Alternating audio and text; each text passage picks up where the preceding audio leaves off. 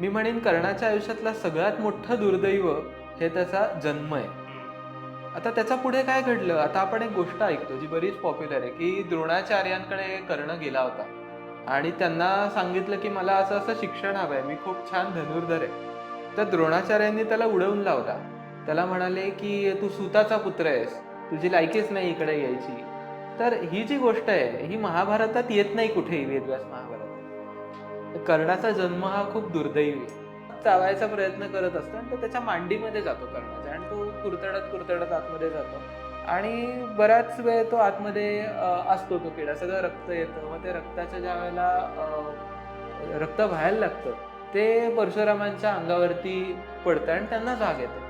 मग ते उठून कर्णाकडे बघून म्हणतात की अरे, तू ब्राह्मण 100% मुळात ब्राह्मण 100% नाहीस म्हणजे काय, तर क्षत्रियांना लहानपणापासून ती ट्रेनिंग दिलेली असते की तुला या या सगळ्या गोष्टींचं म्हणजे इतका तुझा टॉलरन्स पाहिजे. ब्राह्मण असता तर लगेच आरडाओरडा केला असता. तर आत्ताच्या ते क्षत्रिय आणि ब्राह्मण आणि आत्ताच्या जातीवादांवरती जाऊ नका, पण मुळात मुद्दा तो होता. आणि मग ज्या वेळेला त्या लक्षात आलं त्यावेळेला ते म्हणाले त्याला की तू कोण आहेस नक्की सांग. मग ज्या वेळेला हे सगळं सांगितलं, ते म्हणाले आता तुला मी शस्त्रास्त्र दिलेली आहे, पण आता तुला काहीतरी शिक्षा तर द्यायलाच पाहिजे. तू खोटं का बोललास, म्हणजे खोटं बोलून तू विद्या का मिळवलीस. तर ज्या वेळेला तुला या विद्येची गरज पडेल सर्वात जास्त, त्यावेळेला ही विद्या तुझ्या कामाला येणार. तुझं हे या विद्येचं स्मरण तुला युधिष्ठिर, अर्जुन, भीम वगैरे, की त्यांना आधी करू दे युद्ध, त्यांना नाही जमलं तर आम्ही करू. मग हे सगळे 100 कौरव, आणि फक्त तेवढे 100 कौरव आणि 5 पांडव जात नाही, त्यांच्याबरोबर सैन्य सुद्धा घेऊन जातात. तर हे अटॅक झाला त्यांच्यावर आणि द्रुपदानी त्यांना सगळ्यांना पळूनच लावलं कौरवांना. द्रुपद इतका वेगवान होता, इतका पराक्रमी होता, असं सांगतात की त्यांना दिसतच नव्हता द्रुपद कुठे. असं वाटत होतं 5-6 द्रुपद आहेत का काय सगळे. आणि तो इतके ते घाबरून, ते हरून हे परत निघून आले. आणि मग आता हे 5 पांडव गेले. आता या हरण्याच्या गँगमध्ये कर्ण सुद्धा येतोय बरं का. म्हणजे असं नाहीये की तो त्याच्याकडे कवच कुंडल आहेत आणि तो काही करू शकतोय, तर तसं नाहीये. तो हरतोय, तो बाहेर येतोय.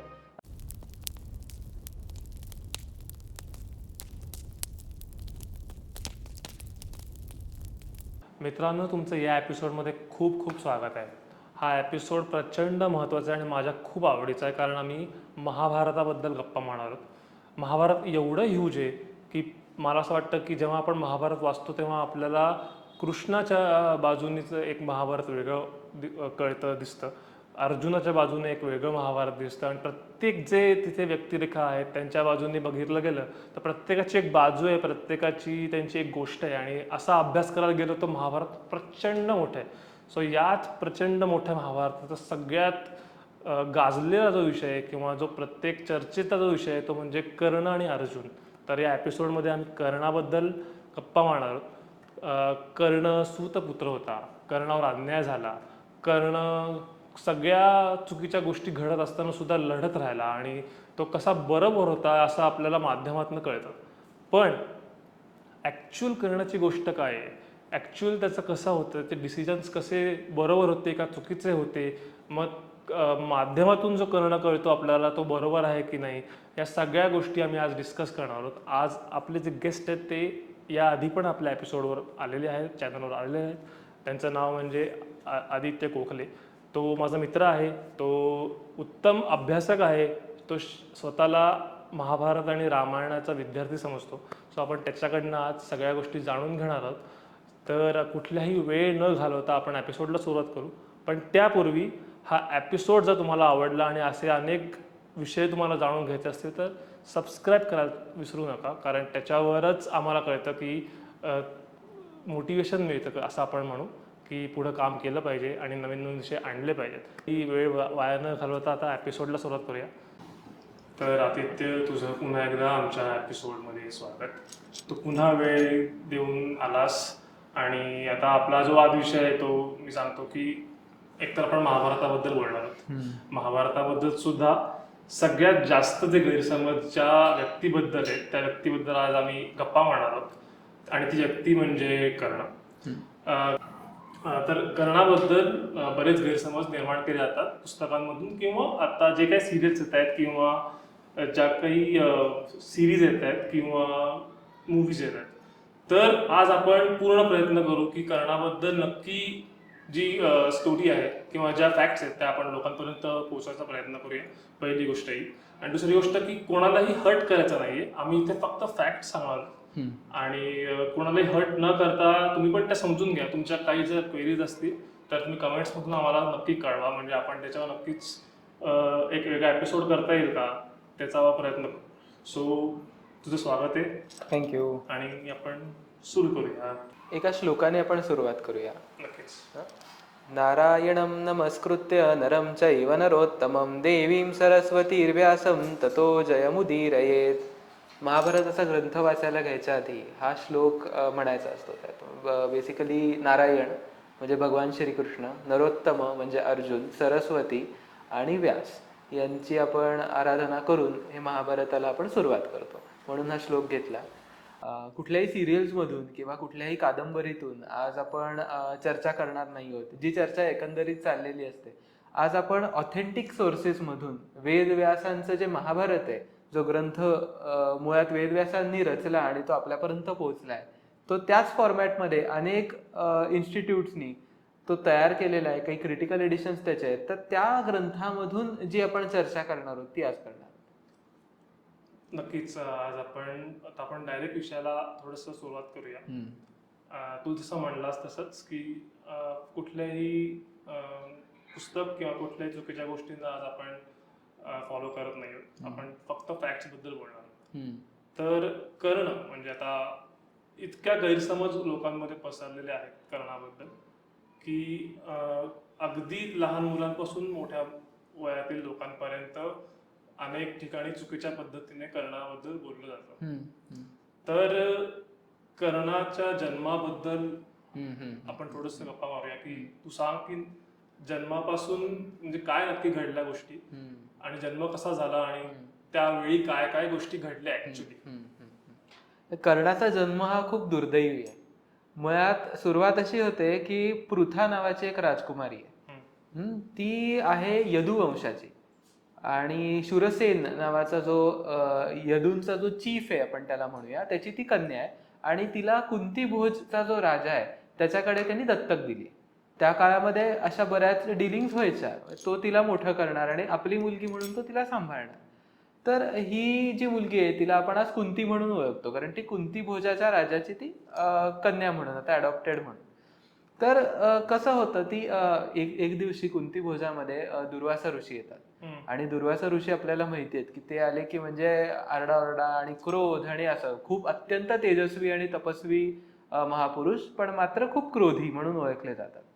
तर ते एकदा येतात कुंती भोजाकडे आणि राजा म्हणतो की ह्यांची जी सेवा करायची किंवा ह्यांचं जे म्हणजे स्वागत करायचंय किंवा त्यांच्याबरोबर काही काय हवंय काही नकोय ते बघायचंय, म्हणून त्यांनी आपलीच कन्या कुंतीला ती जबाबदारी दिली की आता तुझी जबाबदारी हे इतके इतके दिवस राहणार आहेत, यू टेक द रिस्पॉन्सिबिलिटी, पण फक्त ते चिडता कामा नाही, तेवढं फक्त तू बघ. तर जितके दिवस दुर्वासा मुनी तिथे आहेत तर तितके दिवस कुंतीने खूप छान पद्धतीने त्यांची सेवा केली आणि त्या सेवेवरती ते खुश होऊन तिला म्हणाले की मी तुला एक वरदान देतो. कुंती साधारण एक 14-15 वर्षाची म्हणजे तरुणी आहे ती अगदीच, म्हणजे अजून तिचं लग्न वगैरेही काही नाही, ती त्या वयाचीही नाही अजून. तर काय वरदान देतो, तर तू ज्या देवाची इच्छा करून हे असं असं मंत्र आहे ते म्हणशील, तो देव तुला प्रसन्न होईल आणि त्या देवापासून तुला संततीचं म्हणजे संतती होईल. आणि हे कुंती ऐकते आणि कुंती यंग आहे, म्हणजे तिला पण बरीच क्युरियस आहे की अरे वा, हे काहीतरी खूप छान मला मिळालेलं आहे, म्हणून आपण त्याचा एकदा ट्रायल करून बघूयात का, असं ती विचार करते.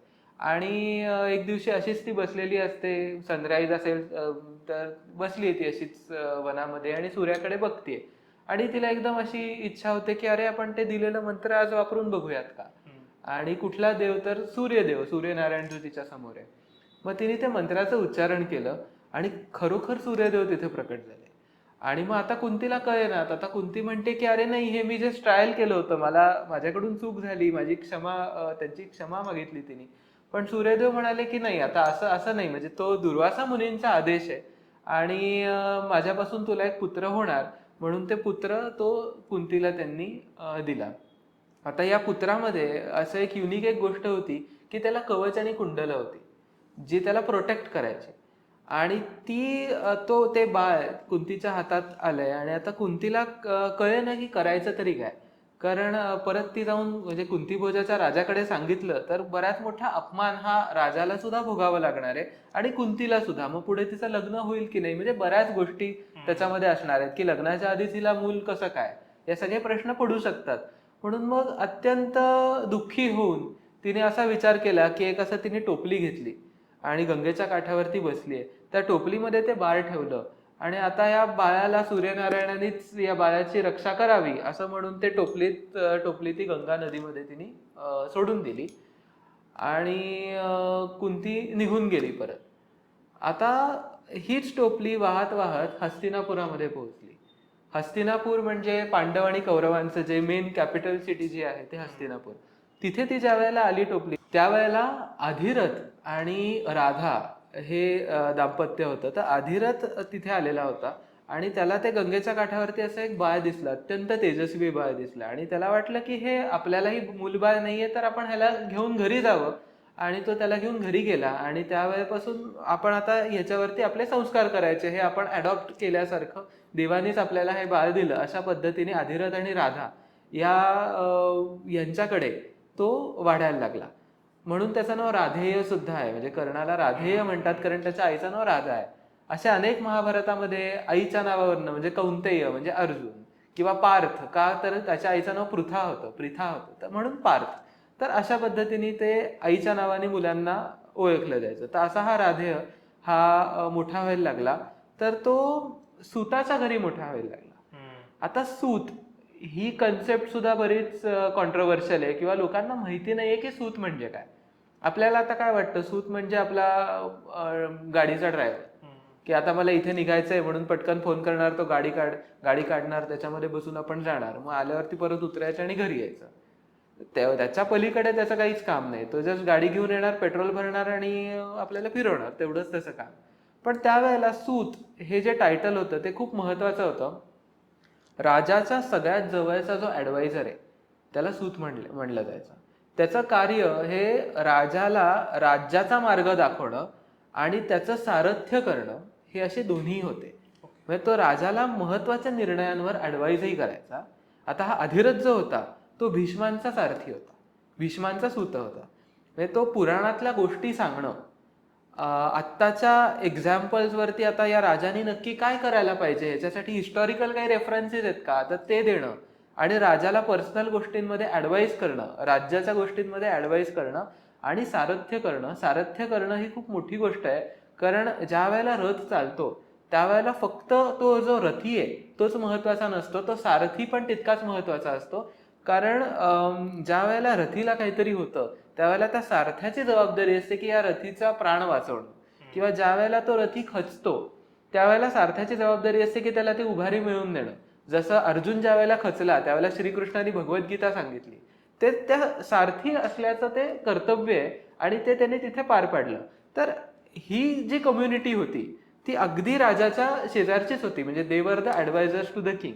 हा, तर ते राजपुत्र नव्हते किंवा ते राजे नव्हते, पण म्हणून त्यांना कुठेतरी खालचा दर्जा होता का तर तसंही नव्हतं. हे राजे त्यांना चिडवत असत, पण मात्र म्हणजे भीमाने अनेकदा कर्णाला सूतपुत्र म्हणून चिडवलेलं आहे. पण सोसायटीमध्ये एखादा सूत जर का राजा झाला तर त्याला कुठेही विरोध नव्हता. अनेक सूतांची उदाहरणं, किंवा आता जो मत्स्य राजा जो होता त्याची पत्नी ही सूत होती. तिचा जो भाऊ होता कीचक, त्यांनी तर अख्खं ते म्हणजे तो कमांडर होता त्यांच्या सैन्याचा. असे अनेक सूत मिळतात आपल्याला आणि जे राज्याच्या पोझिशनवरती पण बसलेले आहेत. तर असाच या सूत कम्युनिटीमध्ये कर्ण हा लहानाचा मोठा झाला. म्हणजे आजकाल आपण जे सूतपुत्र म्हणून कर्णाला सांगितलं जातं आणि त्याच्यावरून त्याला सिंपथी मिळते की हा सूतपुत्र आहे तरी हा इतका पुढे आला आणि त्याने एवढी मेहनत घेतली. बरोबर. आणि त्याची नेहमी आपण त्याच्यावर येऊच पुढे अर्जुनाबरोबर तुलना केली जाते आणि त्याच्यात मुख्य हे असतं की हा सूतपुत्र आहे. बरोबर. तर लोकांना मलाही काही काळापूर्वी माहित नव्हतं की सूतपुत्र म्हणजे काय. आपण जेव्हा डिस्कशन करायला लागलो तेव्हा कळायला लागलं की हे सूतपुत्राची म्हणजे व्याख्या काय किंवा त्याचं काम काय नक्की सूताचं. एक्झॅक्टली. म्हणजे नुसतंच तुम्ही ड्रायव्हिंग करत नाही आहात तर तुम्ही राजाला मोटिवेट करताय, त्याला मार्ग दाखवताय. करेक्ट. आणि वेळोवेळी त्यांना व्यवस्थित सल्ले देऊन त्यांचं लक्ष जिथे असलं पाहिजे तिथे आणायचं काम करतात. म्हणजे कर्णाचा सारथी महाभारत युद्धामध्ये शल्य होता. शल्य एक महान मोठ्या राज्याचा राजा आहे. त्यांनी त्याचं सारथ्य स्वीकारलं. म्हणजे सूताचं काम हे खरंच महत्वाचं होतं. आणि तू जो मुद्दा मांडलास की आता आपण म्हणजे सूतपुत्र किंवा कर्णाला जी सिंपती देतो, ते ते त्याच्यात कर्णाचीही चूक नाही. कारण आता आपण काय करतो, आत्ताच्या आपल्या सोसायटी प्रमाणे, आत्ताच्या कास्टिझम प्रमाणे आपण त्यावेळेच्या गोष्टी बसवायचा प्रयत्न करतो. आणि मग असं वाटतं की ओके, माझी कास्ट कमी आहे, मग माझ्यावर सगळ्यात जास्त अन्याय होतोय का काय, आणि मी कर्ण आहे आणि असं सगळं. पण त्याचा आणि कर्णाच्या वेळेचा काही संबंध नाही, आपल्याला लक्षात घ्यायला पाहिजे. कर्ण जो काही घडला पुढे, म्हणजे जे काही गोष्टी घडत गेल्या, त्याचा सगळ्यात एक तर जन्माबद्दल आपण बोललोच, पण मुख्य भाग होता ते त्याचं शिक्षण. करेक्ट. गुरुकुलमध्ये जाऊन जेव्हा त्यावेळी शिकायचे, आणि मग त्याच्यानंतर पुढे त्याच्यावर त्याची पूर्ण काय म्हणता येईल त्याला, त्याची परीक्षा असायची की एखादा व्यक्ती पुढे कसा वागेल, म्हणजे ऍज अ राजा सुद्धा म्हणून, किंवा पुढे तुम्ही राजकारणात कसे वागाल हे तुमच्या शिक्षणावर अवलंबून असायचं. बरोबर आहे. तर मग कर्णाच्या आयुष्यातला हा शैक्षणिक जो भाग होता तो कसा होता? मी म्हणेन कर्णाच्या आयुष्यातला सगळ्यात मोठं दुर्दैव हे त्याचा जन्म आहे. आता त्याच्या पुढे काय घडलं, आता आपण एक गोष्ट ऐकतो जी बरीच पॉप्युलर आहे, की द्रोणाचार्यांकडे कर्ण गेला होता आणि त्यांना सांगितलं की मला असं असं शिक्षण हवंय, मी खूप छान धनुर्धर आहे. तर द्रोणाचार्यांनी त्याला उडवून लावला. त्याला म्हणाले की तू सूताचा पुत्र आहेस, तुझी लायकीच नाही इकडे यायची. तर ही जी गोष्ट आहे ही महाभारतात येत नाही कुठेही, वेदव्यास महाभारतात. मुळात पांडव आणि कौरव हे ज्या वेळेला गुरु द्रोणाचार्यांच्या आश्रमामध्ये शिकत होते, त्यांच्याच बरोबर अधिरथाचा पुत्र कर्ण सुद्धा शिकत होता. याचे अनेक उल्लेख हे महाभारतामध्ये येतात. आणि शिक्षण हे त्यांच्याच बरोबर झालंय. आता त्या गुरुकुलामध्ये फक्त पांडव, कौरव आणि कर्ण एवढेच नव्हते, तर अनेक आजूबाजूचे जे अलाइड किंगडम्स आहेत हस्तिनापुराचे, त्यांचेही राजपुत्र हे यांच्या बरोबर शिकत होते. आणि त्यांचे जो शिक्षक होते ते गुरु द्रोणाचार्य. तर आता मुळात इथे पहिल्यांदा वेदव्यास महाभारतामध्ये अर्जुन आणि कर्णाचं एक साधारण कंपॅरिझन करण्यात येतं. म्हणजे आपल्याला वेदव्यास सांगतात की Arjun he was very dedicated to learning, पण मात्र कर्ण जो होता he was very competitive towards Arjun. हे एका श्लोकामध्ये आपल्याला वेदव्यास सांगतात. त्याच्या पुढे आता ते दोन्ही मुद्द्यांबद्दल ते बोलतात. अर्जुनाबद्दल थोडंसं जास्त बोलतात, कारण गुरुकुलात सगळ्यात जो काय म्हणता येईल त्याचा सगळ्याचा जो हायलाईट आहे, किंवा आपल्याला जे वेदव्यासांनी जे शिकवायचंय ते अर्जुनाच्या माध्यमातून शिकवायचंय, म्हणून अर्जुनाच्या स्टोरीज या गुरुकुलामध्ये जरा जास्त येतात. तर त्याच्याबद्दलही मी तुला सांगतो. मुळात तू म्हणलास की तुलना केली जाते अर्जुन आणि कर्णाची. तर शिक्षणाच्या बाबतीमध्ये गुरु द्रोणांनी एकदा एक त्यांची परीक्षा घ्यायचं ठरवलं.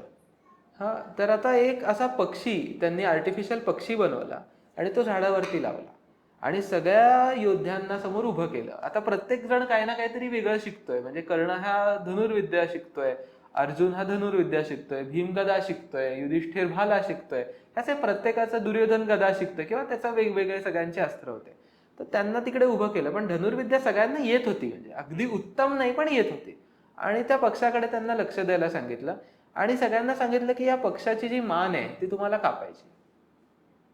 तो जो डोळा वगैरे आहे तर तो इकडे भाग नाहीयेत वेदव्यासांच्या महाभारतात, पण मुळात ती मान तुम्हाला कापायची, पक्षाचं डोकं तुम्हाला उडवायचं आहे. मग त्याने सगळ्यात पहिले बोलवलं युधिष्ठिराला. युधिष्ठिराला विचारलं की तुला काय दिसतंय, तू नेमधर, काय दिसतंय तुला. युधिष्ठिर म्हणाला की आणि द्रोणाचार्यच त्याला म्हणाले, म्हणजे तुला मी दिसतोय का, तुला ते झाड दिसतंय का, तुला तो पक्षी दिसतोय का, तुला ते मित्र दिसतात का. युधिष्ठिर त्यांना म्हणाला, हो मला तुम्ही दिसताय, मला ते झाड दिसतंय, मला तो पक्षी दिसतोय, मला तुम्ही माझे सगळे इकडे बांधव आहेत ते दिसतायत.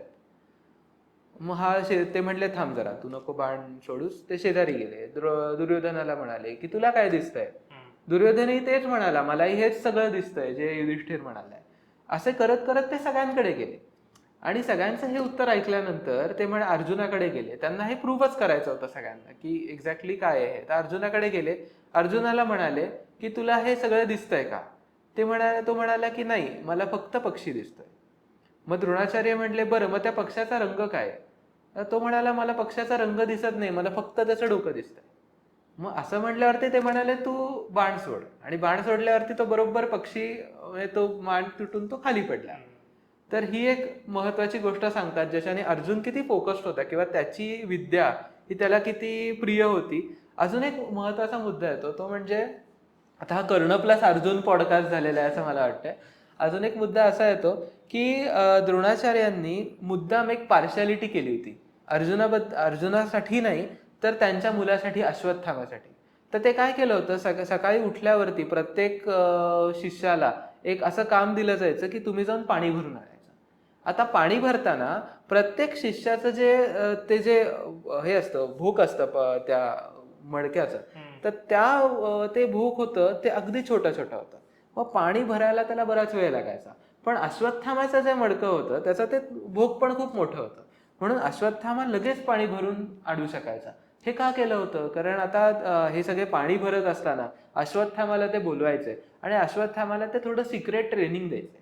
म्हणजे काही शस्त्र एक्स्ट्रा अश्वत्थामाला शिकवायचे. म्हणजे ही पार्शालिटी त्यांच्या मनात होती. द्रोणाचार्य बरेच पार्शाल आहेत, तर ही पार्शालिटी मनात होती.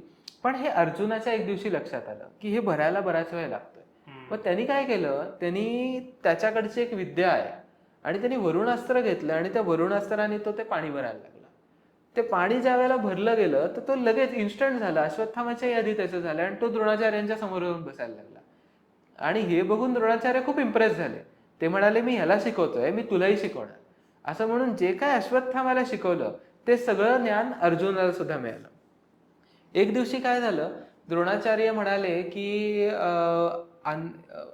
म्हणजे जे जेवण वाढायची जी लोक होती त्यांनी बाजूला बोलवून सांगितलं की अर्जुनाला अंधारात कधी जेवण वाढू नका. मग म्हणजे हे आपल्यालाही वाटतं की हे काय एक्झॅक्टली असेल. तर अर्जुनाला कायम दिवा लावलेला असायचा आणि त्याच्यासमोरच त्याला जेवण दिलं जायचं. पण एक दिवशी काय झालं की अर्जुन जेवताना दिवा विझला आणि अर्जुनाचा बरोबर हात जेवणामध्ये जाऊन तोंडामध्ये जातोय.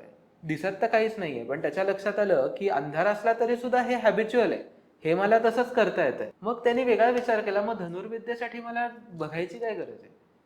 मग असं करून अर्जुन फक्त अंधारामध्येच प्रॅक्टिस करायला लागला. हे मुद्दाम द्रोणाचार्यांनी केलं होतं, त्यांना बघायचं होतं की अर्जुन हे करतोय का.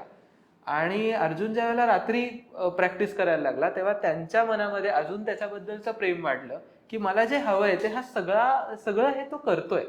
म्हणजे त्या शिक्षणाबद्दलचं जे अर्जुनाचं प्रेम आहे ते इतर कुठल्याही, म्हणजे युधिष्ठिरही नाही, भीमही नाही, दुर्योधनही नाही, कर्णही नाही, या कोणालाही ते तितकं प्रेम नाहीये शिक्षणाबद्दल जितकं अर्जुनाचं आहे. तो इतका डेडिकेटेड आहे, इतका ओबिडियंट आहे. आणि म्हणून द्रोणाचार्य म्हणाले की तू खरंच डिझर्विंग आहेस आणि तुला जगातला सर्वश्रेष्ठ धनुर्धर बनवण्याची जबाबदारी माझी. तर ही एक गोष्ट येते. आणि अजून एक अशीच एक गोष्ट येते की ज्या वेळेला द्रोणाचार्य एकदा आंघोळीला गेलेले असतात आणि त्या तलावामध्ये एक मगर येते आणि त्यांचा पाय धरते. आता ते आरडाओरडा करायला लागतात की मला वाचवा, मला वाचवा. सगळे एकदम गोंधळतात. अर्जुन एकटाच असतो जो समोर येतो आणि तो बाण मारून मारून त्या मगरीला संपवतो. आणि तिला संपवल्यानंतर द्रोणाचार्य म्हणतात बघा, म्हणून मला याला सर्वश्रेष्ठ धनुर्धर बनवायचंय. आणि ही सगळी मुलं ज्यात कर्णही असतो यातलं कोणीही तितकं प्रोएक्टिव्हच नाहीये. मुळात आपल्याला वेदव्यास ज्या वेळेला हा गुरुकुलाचा सगळा विषय ज्या वेळेला सांगतात त्यावेळेला त्यांना सांगायचं हे असतं की डेडिकेशन आणि म्हणजे शिक्षणाबद्दलचं प्रेम हे कोणामध्ये किती होतं आणि त्याच्यामुळे कोण सर्वश्रेष्ठ पुढे बनू शकला, या सगळ्याची गोष्ट ही द्रोणाचार्य या गुरुकुल ह्याच्यातनं सांगतात. पुढे कर्ण एकदा यांच्याकडे जातो द्रोणाचार्यांकडे आणि त्यांना म्हणतो की मला आता तो मुद्दा राहिला. ज्या वेळेला अर्जुन हे करतो, मगरीचं जे आहे ते सगळं करतो, त्यावेळेला द्रोणाचार्य त्याला म्हणतात की मी तुला ब्रह्मशिरास्त्रचं ज्ञान देणार आहे. कारण ते सगळे या परीक्षा असतात अर्जुनासाठी आणि जो डिझर्विंग आहे त्यालाच फक्त ते मिळणं गरजेचं आहे. म्हणून त्याला ते ब्रह्मशिरास्त्र शिकवतात आणि ब्रह्मशिरास्त्र शिकवून तो आता he is well equipped with अस्त्र सुद्धा, फक्त शस्त्र नाही, त्याकडे दैवी अस्त्र सुद्धा आलेली आहे. आणि आता कर्ण एक दिवशी येतो. कर्ण म्हणतो की आता मलाही शिकवा, मलाही शिकायचंय. मुळात ते विचारतात की त्याचा उद्देश काय.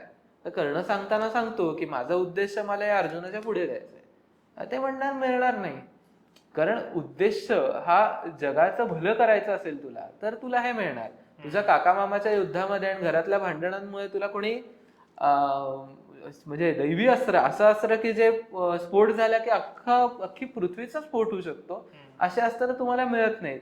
मग कर्णाने काय केलं, तू नाही देत ना, थांब मी दुसरीकडेच जातो. आणि दुसरीकडे जाऊन मग परशुरामाशी ते सगळे खोटं बोलण्याचा जो सगळा प्रसंग येतो, की मी कौशिक कुळातला मोठा ब्राह्मण आहे आणि मला शिकायचं आहे. आणि असं शिकून एक दिवशी असं होतं की परशुराम त्याला सगळं ज्ञान देतात. आणि परशुरामांचं असं कुठेही नाही की ब्राह्मणांनाच ज्ञान द्यायचंय, त्यांनी भीष्माला शिकवलेलंच आहे. तर ते क्षत्रियांना शिकवत नाहीत असातला भाग नाहीये. मुळात हा खोटं बोलून का त्यांच्याकडे गेला, हा वेगळाच मुद्दा आहे. तो जातो आणि एक दिवशी परशुरामांना झोप आलेली असते, तर ते त्याच्या मांडीत झोपतात. मांडीवर डोकं ठेवून झोपतात.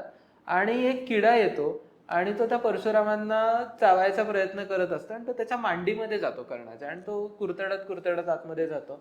आणि बराच वेळ तो आतमध्ये असतो तो किडा, सगळं रक्त येतं. मग ते रक्ताच्या ज्या वेळेला रक्त व्हायला लागतं, ते परशुरामांच्या अंगावरती पडतं आणि त्यांना जाग येते. मग ते उठून कर्णाकडे बघून म्हणतात की अरे, तू ब्राह्मण 100% नाहीस.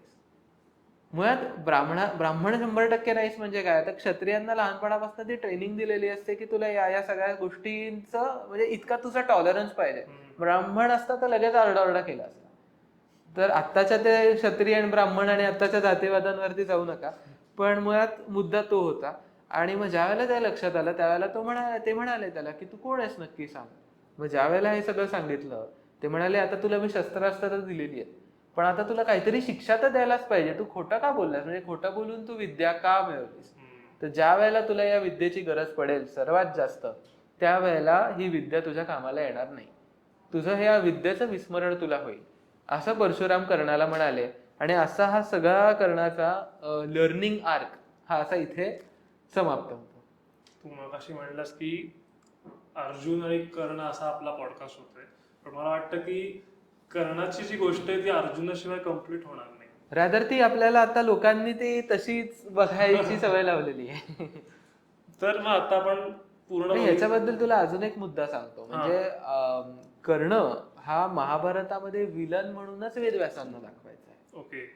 पण आता आपण काय करतो, म्हणजे कर्णाचं ज्या वेळेला ग्लोरिफिकेशन करतो, करा तुम्ही ग्लोरिफिकेशन, पण प्रॉब्लेम असा होतो की त्यावेळेला बरोबर त्याच्या समोर उभा असलेला जो अर्जुन आहे, ज्याचे हे सगळे गुण आपल्याला म्हणजे लोकांपर्यंत वेदव्यासांना आणायचे, ते सगळे आपण रिजेक्ट करतो आणि अर्जुन कसला नालायक आणि कर्ण कसला महान हे दाखवतो. म्हणजे तुम्हाला फक्त कर्णाला ग्लोरिफाय करणं शक्य असेल तर तुम्ही ते करा, पण त्याच्यानी व्यासांचं जे ऍक्च्युअल ऑब्जेक्टिव्ह आहे, आपण जर का त्याच्याच पूर्णपणे विरोधात जात असू या गोष्टीमुळे, तर आम्ही महाभारत वाचण्यात काही पॉइंटच नाहीये. ना तर तुम्हाला जे कळणार आहे ते, कारण कर्णाने अशा अनेक गोष्टी केलेल्या आहेत, आपण पुढे बोलूच ह्यावर, ज्याच्याने मग तुम्ही त्या गोष्टी घ्यायला लागा.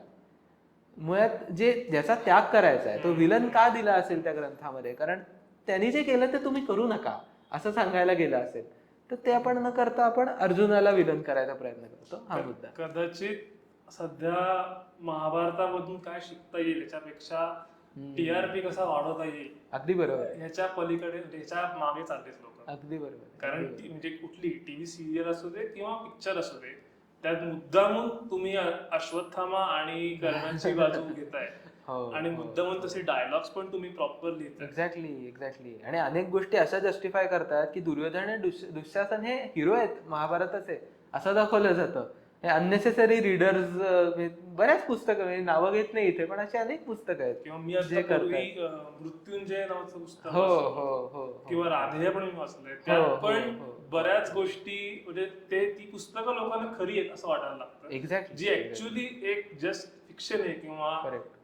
त्याचा आणि मेन स्टोरीचा संबंध असू शकतो, पण तशीच ते घडली असेल याची काही गॅरंटी नाही, किंवा ते नाहीच तशी नाही. हे बघ, त्या पुस्तकांचा एक वेगळाच मोटिव्ह होता. त्यांनी पहिलेच त्या पुस्तकाच्या प्रस्तावनेमध्ये लिहिलेलं आहे की ही फिक्शन आहे, पण आपण वाचताना नाही, करणं आहे ना म्हणजे हे खरं आहे, ते करतो ते आपली चूक, आपण गाढव असं म्हणायला पाहिजे. ऑथरनं मी काहीच ब्लेम करणार नाही. ऑथर्सचा मोटिव्ह वेगळ्या सांगण्याची गोष्ट, राईट. आणि ते त्या प्रस्तावनेत लिहितात की आमचा काय मोटिव्ह, पण आजकाल आपण प्रस्तावना स्किप करून डायरेक्ट सुरू करतो. एक्झॅक्टली. सो म्हणून आय रेकमेंड ऑथेंटिक ग्रंथच वाचा जर का महाभारत वाचायचं असेल. नाहीतर मग ते घ्या ना, मृत्युंजय घ्या वाचायला, ते छान आहे, कादंबरी म्हणून खूप सुंदर आहे, तुम्हाला ते मजा पण येईल वाचताना. पण ते इतिहास ज्या वेळेला म्हणाल त्यावेळेला तुम्ही मृत्युंजय आणि राधेवरती नाही निर्भर राहू. त्याच्यावर डिबेटही नाही होऊ शकत. एक्झॅक्टली. सो आपण आता गुरुकुल बद्दल बोललो आणि शिक्षणाबद्दल बोललो, हो. त्यात पण कर्णाने काय डिसिजन्स घेतले. Correct. म्हणजे तो खोटं बोलला, त्याला जेलसी होती, त्याला त्याचं एकच एम होतं अर्जुनापेक्षा पुढे जायचं. ह्याच्यावरनं कळतं की त्याचं कॅरेक्टर कसं असेल तेव्हा. करेक्ट.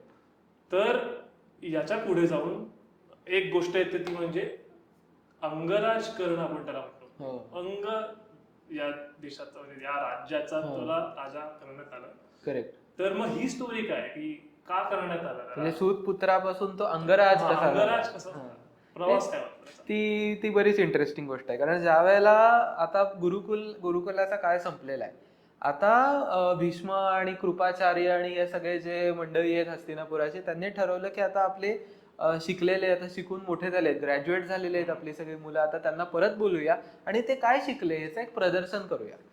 म्हणजे काय केलं तर नगरातल्या अनेक लोकांना बोलवलं, एक स्टेडियम सारखं कन्स्ट्रक्ट करण्यात आलं होतं, तिथे सगळ्यांना बसवलं आणि एक एक करून ओके आता भीम आलेला आहे, भीम गदा युद्ध शिकलेला आहे, ते दुर्योधन गदा युद्ध शिकलेला आहे, एक जस्ट डेमो एकमेकांच्या विरुद्ध युद्ध करून, आणि it was just like a demo. त्यात कोणाला मारायचं नाही किंवा रक्त काढायचं नाही, किंवा जस्ट तुम्ही काय काय शिकलात त्या गोष्टींमध्ये ते पोर्ट्रे करायचं आहे. युधिष्ठिर भाला घेऊन आला, नकुल सहदेव त्यांच्या काय जे खंजिरी आहेत तलवारी आहेत त्या सगळ्या घेऊन समोर आले, काय काय शिकलेत, घुडसवारी शिकले, त्या घोड्यावरती बसून दाखवलं, गोलगोल फिरून दाखवलं, असं सगळं ते प्रदर्शन चालू होतं.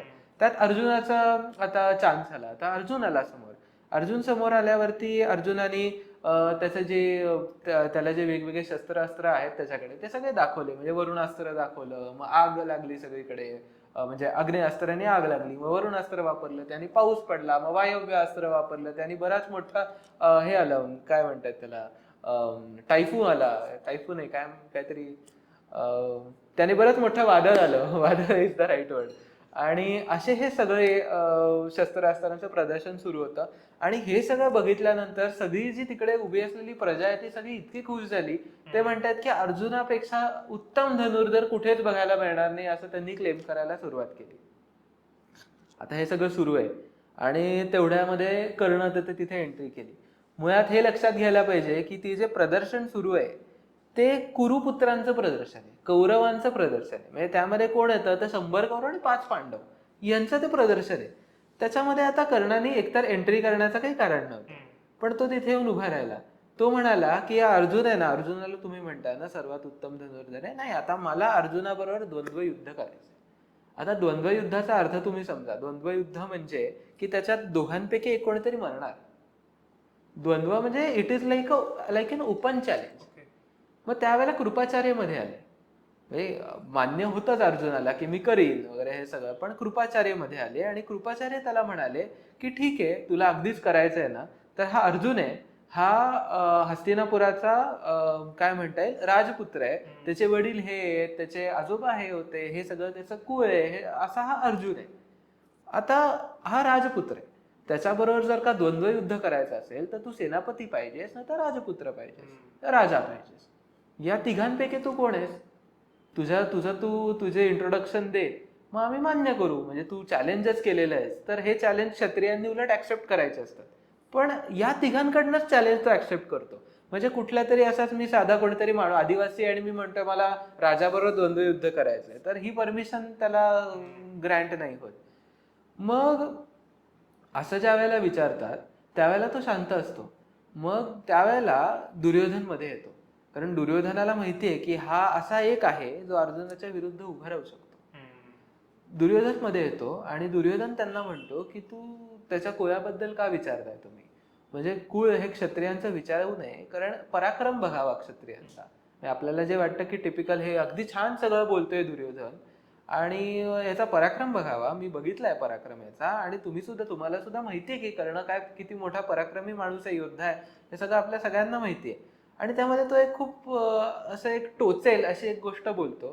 तो म्हणतो आणि हेही आपल्याला माहितीये की हरणांच्या घरी वाघ जन्माला येऊ शकत नाही. म्हणजे ही इज हिंटिंग की कर्ण त्याच्या वडिलांचा मुलगा नाहीये. म्हणजे कर्ण हा सूत नाहीये, हे तो हिंट करायचा प्रयत्न करतोय, पण ह्याच्यामध्ये कर्णाच्या आईचा अपमान होतोय किंवा कर्णाच्या वडिलांचा अपमान होतोय किंवा काय होतंय हे काय कर्णाला समजलं नाही. कर्ण आपला शांत उभा राहिला. म्हणजे कर्णाचा हाच ऍटिट्यूड सगळीकडे. अनेकदा दुर्योधनाने सुतांचा अपमान केलेला आहे महाभारतात आणि कर्ण हा शांतपणे उभा आहे. मग दुर्योधन इथे हे म्हणतो की तुम्हाला असंच हवंय ना, राजाच हवाय ना अर्जुनाच्या विरुद्ध, मग आजपासून हा कर्ण हा अंगदेशाचा राजा. मुळात अंगदेश हा त्याचा नाहीच आहे द्यायला, ओके. त्याच्या वडिलांचाही नाहीये द्यायला. मुळात हे जे अख्खं राज्य आहे, this is a very important thing to understand, की हे जे हस्तिनापुराचं राज्य आहे ते धृतराष्ट्राचं नाहीये, ते पंडूचं राज्य आहे. आणि पंडू गेल्यानंतर किंवा पंडू ज्या वेळेला वनात गेला होता त्यावेळेला त्यांनी ह्याला केअरटेकर किंग म्हणून बसवला होता, की ज्या वेळेला पुढची पिढी येईल, कारण धृतराष्ट्र हा अंध आहे, तो राजा बनू शकत नाही, ज्या वेळेला पुढची पिढी येईल त्यावेळेला त्याच्यातला जो सगळ्यात ज्येष्ठ असेल त्याचं हे राज्य असणार. त्या न्यायाने ते राज्य युधिष्ठिराचं आहे आणि हा केअरटेकर आहे फक्त धृतराष्ट्र. तरी सुद्धा दुर्योधन म्हणतो नाही, माझे बाबा राजा आहेत ना, मग मी आज्ञा देतो तुला, अंगदेश आजपासून तुझा, असं म्हणून त्याचा तिकडेच बसून त्याचा राज्याभिषेक आणि सगळं करून तुला आजपासून तू अंगदेशाचा राजा आता कर याच्याशी युद्ध, असं म्हणून उभं केलेलं आहे. आणि असं उभं केलं असताना त्यांचं द्वंद्व युद्ध सुरू होतं. सुरू झाल्या मध्येच कर्णाचे वडील हे चालत येतात. कर्णाला लक्षात येतात, कर्ण समोर जात त्यांचे पाय धरतो. आता ह्याच्यावरनं लक्षात येतं की ज्यावेळेला ते अधिरथ आहेत त्यावेळेला सगळ्यांना लक्षात येतं, ओके म्हणजे तू सुताचा मुलगा आहेस. आता सुताचा मुलगा म्हणजे काय चुकीची गोष्ट नाहीये ती, सुताचा मुलगा असणं किंवा तू राजा झालेला आहेस ही चुकीची गोष्ट नाहीये. पण भीम त्याला चिडवायला लागतो. म्हणजे आता सूत is like an assistant to the king. राजा त्याला म्हणून अरे याचं काय ऐकतो, असं करूच शकतो. तर तो त्याला चिडवायला लागतो, यार तू सूतपुत्र आहेस, तू सूतपुत्र आहेस. दुर्योधन त्याच्यावरती चिडतो, मग त्यांच्यामध्ये काय काय भांडणं सुरू होतात आणि हे सगळं करत असताना सूर्य मावळतो. आणि आता बेसिकली इथे त्यांचं तो दिवस संपतो. अर्जुन आणि कर्ण जे समोर होते ते आता आपापल्या घरी निघून जातात, कारण ते इनडिसिसिव्ह राहिलेले आहे सगळं. पण त्या दिवसानंतर कर्ण हा अंगराज झाला आणि कर्णाच्या मनामधली जी कॉम्पिटेटिव्ह भावना होती अर्जुनाबद्दल ती अनेक प्रमाणात वाढायलाच लागली. ओके. तर तसा तो अंगराज. सुरुवातीपासूनच फक्त एकच ध्येय त्याचं, की अर्जुनापेक्षा पुढे जायचं, अर्जुनाला हरवायचं, करेक्ट, शक्य असेल तर मारून टाकायचं, करेक्ट, आणि काय सन्मान मिळाला, सन्मान मिळवायचा. म्हणजे जे आपल्याला इथे एवढे चिडवत आहेत आपण त्यांनाच हरवायचं आणि दाखवायचं की आपण किती श्रेष्ठ. Correct, can be a noble cause, पण आपण बघतो की the ways are not that noble. Correct. Gurukul झाल्यानंतर तेव्हा पद्धत असायची की गुरु शिष्यांना गुरुदक्षिणा मागायचं. करेक्ट. तर मग द्रोणाचार्यांनी काय गुरुदक्षिणा मागितली आणि तेव्हा काय घडलं, तिथे किस्से घडले आणि ती पण सांग. गुरुदक्षिणा अशी होती की द्रोणाचार्यांचा आधी लहानपणीचा मित्र होता द्रुपद. त्यावेळेला त्यांचं ठरलं होतं की अरे मला काही मदत लागली तर मी तुला करीन, तुला काही लागली तर मला कर. पण ज्या वेळेला द्रुपद राजा झाला त्यावेळेला तो विसरला द्रोणाचार्यांना. मग एकदा ज्यावेळेला द्रोणाचार्यांना अगदी अत्यंत गरज होती त्यावेळेला तर त्याच्याकडे जाऊन त्याला म्हणाले की अरे मला एक गाय देशील का, आणि कुठल्या तर मैत्रीच्या नात्याने देशील का. ते म्हणले नाही नाही, तू कुठला तरी सामान्य ब्राह्मण आहेस, मी काय तुझी मैत्री मान्य करत नाही, तुला दान हवं असेल तर सांग, मी 100 गाई देतो, पण मैत्री वगैरे माझ्याशी तू काही मांडूच नकोस. मग हे म्हणल्यावर द्रोणाचार्यांना संताप आला. ते म्हणले की नाही, मी 100 काय, मी 1000 गाई पण घेणार नाही, पण मैत्री म्हणून तू मला एक गाय दिलीस, नाही दिलीस आणि आलिंगन जरी दिलंस, मिठी जरी मारलीस तरी सुद्धा मी ते स्वीकार करेन. ते काय त्यांनी मान्य केलं नाही. मग द्रोणाचार्यांच्या मनामध्ये तो कायम असा एक हे होता की एक रेवेंज घेऊयात आपण ह्याचा, तो एक ग्रज त्यांच्या मनामध्ये उत्पन्न झाला. आणि त्या वेळेपासून त्यांनी ठरवलं की मी माझ्या शिष्यांकडून ह्याला संपवणार आहे, द्रुपदाला.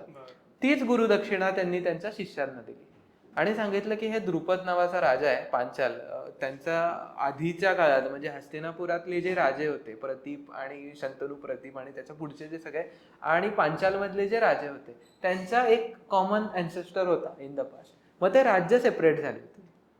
तर आता याच्यामध्ये असं ठरलं की कौरवांनी आणि पांडवांनी, आता हे सेपरेशन ऑलरेडी झालेलं होतं, त्यांनी जाऊन द्रुपदावरती आक्रमण करायचं. म्हणजे ते द्रोणाचार्यांच्या सगळ्या शिष्यांनी, त्यात कर्ण सुद्धा इन्क्लुडेड होता. हे सुद्धा अनेक वेळेला महाभारतात कर्ण हे नाव येतच आहे या सगळ्या गोष्टींमध्ये.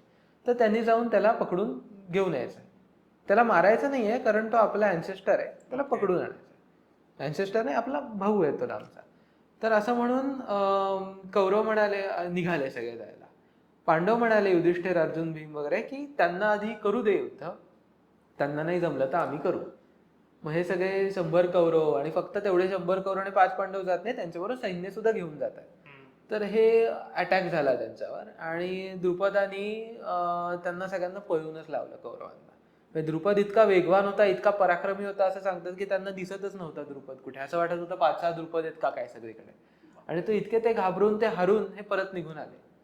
आणि मग आता हे 5 पांडव गेले. आता या हरण्याच्या गँगमध्ये कर्ण सुद्धा येतोय बरं का. म्हणजे असं नाहीये की तो त्याच्याकडे कवच कुंडल आहेत आणि तो काही करू शकतोय, तर तसं नाहीये. तो हरतोय, तो बाहेर येतोय. आता हे 5 पांडव जातात. 5 पांडव सैन्य घेऊन जातात. ते स्वतः आता महाभारतात वर्णन करताना असंच केले की ते 5च गेले. पण आपण इंटरप्रेट असं करावं की 5 लोक जाऊन एवढ्या सहस्र सेनेबरोबर युद्ध नाही करू शकत. ते त्यांच्याबरोबर सैन्य घेऊन जातात. It is like a planned war.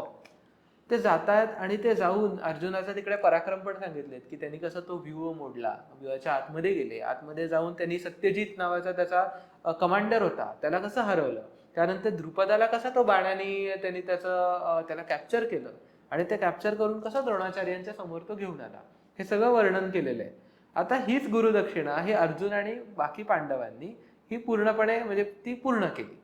आता काय झालंय, द्रोणाचार्यांनी द्रुपदाला पकडून आणलंय आणि द्रुपदाला म्हणलेत की तू काहीही केलंस तरी मी तुझा मित्र आहे, म्हणून मी ही मैत्री मानतो, म्हणून मी तुला अर्ध राज्य देऊन टाकतो सा.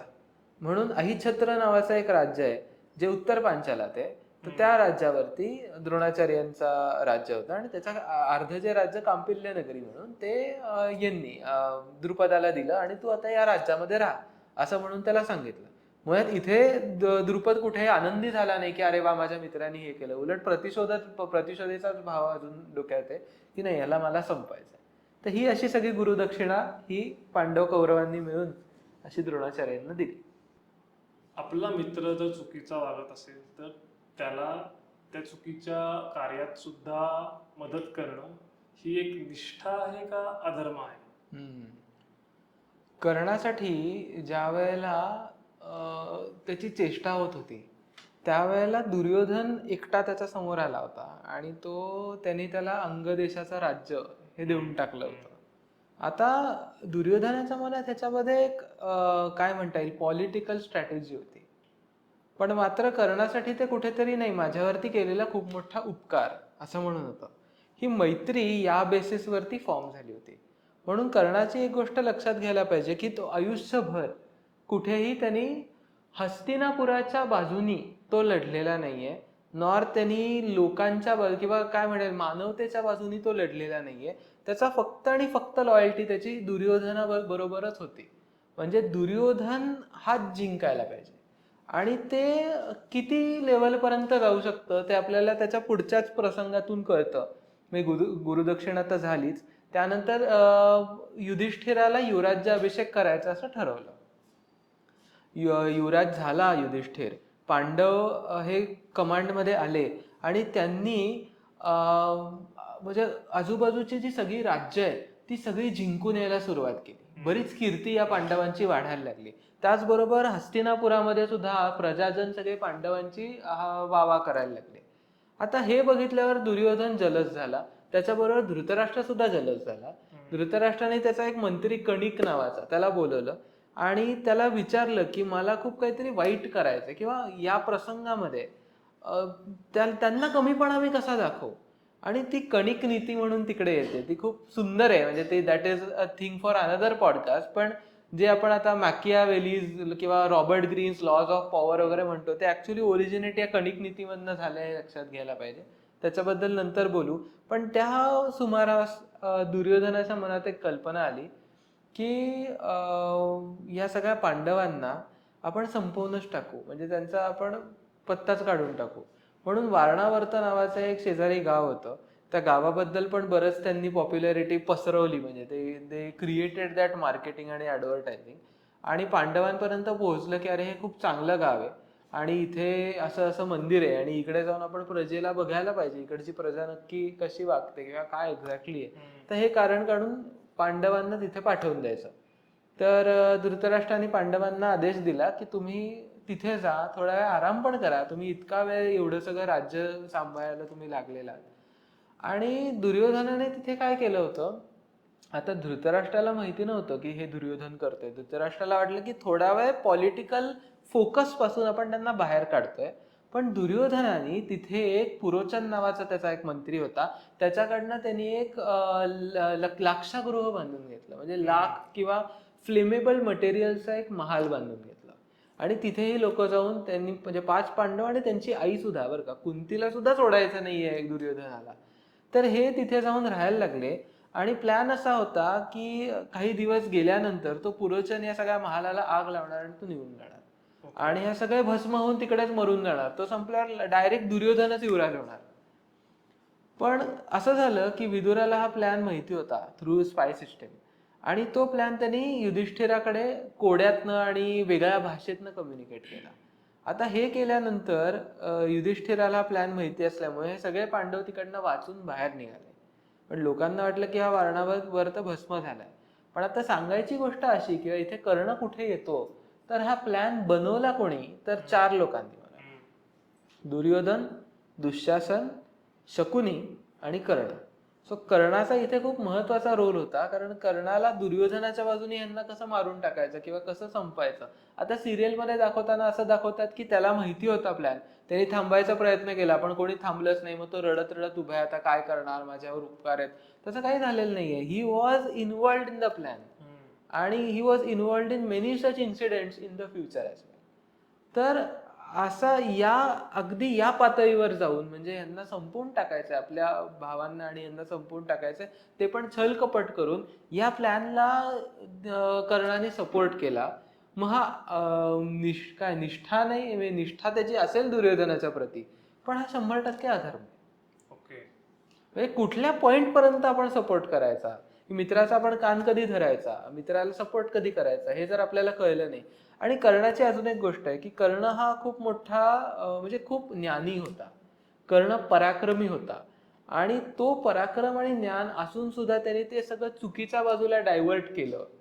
ती अजून मोठी गोष्ट आणि अजून भयानक गोष्ट झाली. म्हणजे एखादा ज्ञानी नसेल, पराक्रमी, नुसता तो वाईट असेल तर काही प्रश्न येत नाही.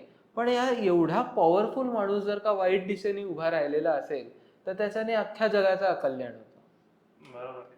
कदाचित चुकीच्या व्यक्तीला जर एक्सेसिव्ह पॉवर्स दिल्या असतील तरी बाकीच्या लोकांसाठी खूप प्रॉब्लेम तयार होऊ शकतो. म्हणजे जसं आपण म्हणतो, स्पायडरमॅनचं एक वाक्य आहे की एका व्यक्तीकडे जर पॉवर्स आल्या असतील तर त्याची रिस्पॉन्सिबिलिटी पण त्याच्याकडे येईल. करेक्ट.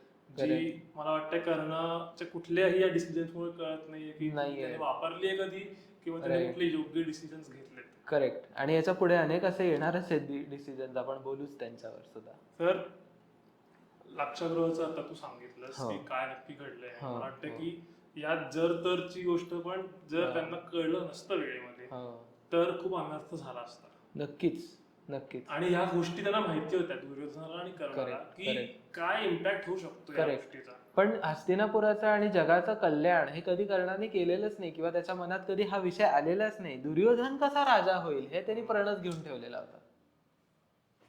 फारच चुकीची गोष्ट आहे ऍक्च्युली. बट पुढे आपण, म्हणजे महाभारतात मी परत म्हणेन, काही चुकीचं आणि काही बरोबर असं नाहीये. It is just every character playing its own role.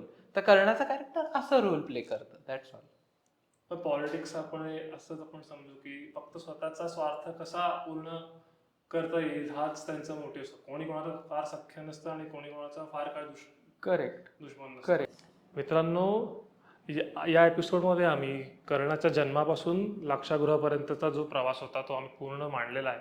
काय काय झालं, कर्णाबद्दल कुठले कुठले गैरसमज आहेत, त्या पद्धतीने आम्ही पूर्ण गप्पा मारल्या आहेत आदित्यबरोबर.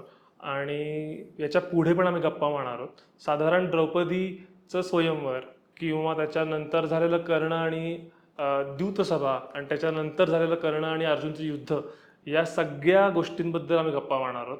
आणि हा एपिसोड जर आवडला असेल तर मी डेफिनेटली सांगतो की पुढचा एपिसोड पण तुम्हाला तेवढाच आवडणार आहे, कारण ह्याच्याहून जास्त गोष्टी आम्ही त्या एपिसोडमध्ये गप्पा मारणार आहोत. या एका एपिसोडमध्ये सगळ्या गोष्टी मांडणं खरंच अवघड आहे, कारण महाभारत एवढी मोठी गोष्ट आहे, त्यातून पण प्रत्येक गोष्ट डिटेलमध्ये जाऊन सांगणं, आणि त्यामध्ये पण इतके गैरसमज लोकांच्या मध्ये असताना ते सगळे गैरसमज खोडून काढणं आणि एक्झॅक्टली फॅक्ट्स काय आहेत ते सांगणं फार गरजेचं आहे. त्यामुळे कुठेही आम्ही त्यात पळापळ करत नाही किंवा पुढे ढकलत नाही. त्यामुळे हाही जर एपिसोड आवडला असेल तर पुढचा एपिसोड नक्की बघा. हा एपिसोड जर तुम्हाला आवडला असेल तर सबस्क्राईब करायला विसरू नका.